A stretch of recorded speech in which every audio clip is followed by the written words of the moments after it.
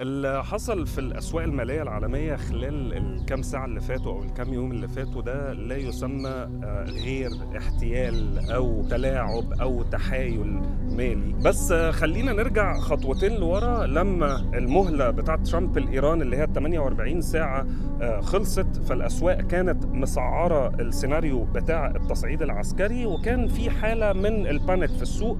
فشفنا الذهب نزل تقريبا بحوالي 10%، والفضة نزلت بأكتر من 12%، وفي تقريبا 3.1 تريليون دولار اتبخروا من سوق الذهب. جه بقى دونالد ترامب على منصة تروث سوشيال قال إن في محادثات مثمرة جدا مع إيران لوقف الأعمال القتالية، وده كان الساعة 7:05. النتيجة كانت مرعبة لأن الذهب استرد كامل الخسائر بتاعته، الفضة طلعت بحوالي 16% أو 15%، وكمان حصل تراجع كبير جدا في أسعار البرميل بتاع البترول أو أسعار النفط عالميا. ده غير إن الأسهم الأمريكية ارتفعت بشكل جنوني. طيب ايه علاقة الكلام اللي احنا قاعدين بنتكلم فيه ده كله بقصة التلاعب او الاحتيال المالي؟ القصة كلها ان في صفقات مريبة اتعملت الساعة 56 دقيقة، وخليك فاكر التوقيت اللي انا بتكلم معاك فيه، لان التوقيت اللي احنا بنتكلم عليه ده قبل البوست بحوالي 14 او 15 دقيقة تم شراء فيوتشر كونتراكتس على مؤشر S&P 500 ب1.5 مليار دولار.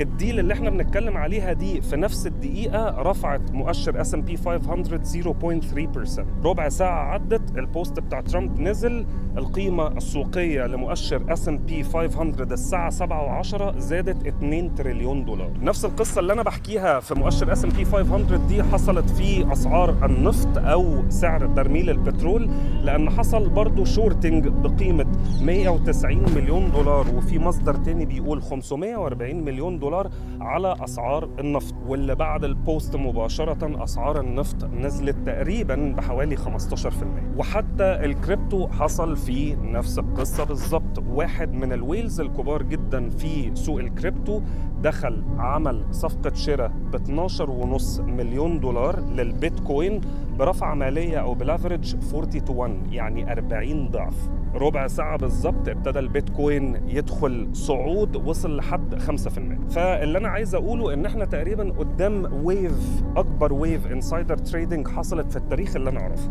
والانسايدر تريدنج باختصار كده إن في شخص بيستغل موقعه داخل مؤسسة أو هيئة أو شركة عشان ياخد معلومات غير متاحة للعامة، وياخد المعلومات دي يحقق منها أرباح عن طريق بيع أو شراء الأوراق المالية أو الأدوات المالية بشكل عام. ده غير ان في ديسكشنز شفتها من بعض المصادر الموثوق فيها جدا بتقول ان اعضاء الكونجرس بيستغلوا مواقعهم عشان يعملوا فرونت راننج على السوق، او ان هم ياخدوا معلومات قبل ما توصل للعامة. ومن اشهر الامثلة على القصة دي نانسي بيلوسي، اللي شغالة في الكونجرس أو عضوة كونجرس بقالها أكتر من 30 سنة، واللي لما تبص على المحفظة الاستثمارية بتاعتها هتلاقيها عاملة أداء أعلى بكتير جدا من مؤشر S&P 500، وأداء أعلى بكتير جدا من مديري صناديق التحوط في أمريكا وفي أماكن كتير جدا في العالم.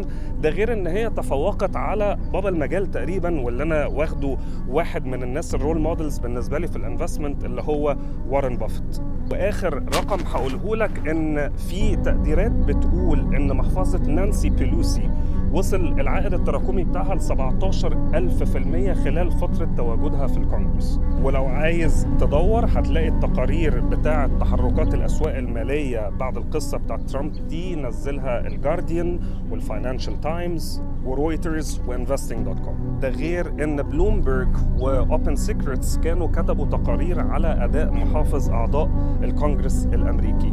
فانا من وجهة نظري انا شايفها عملية تلاعب مالي بشكل كبير جدا، وبتأسف لكم جدا ان انا طولت عليكم في الفيديو، وبس كده.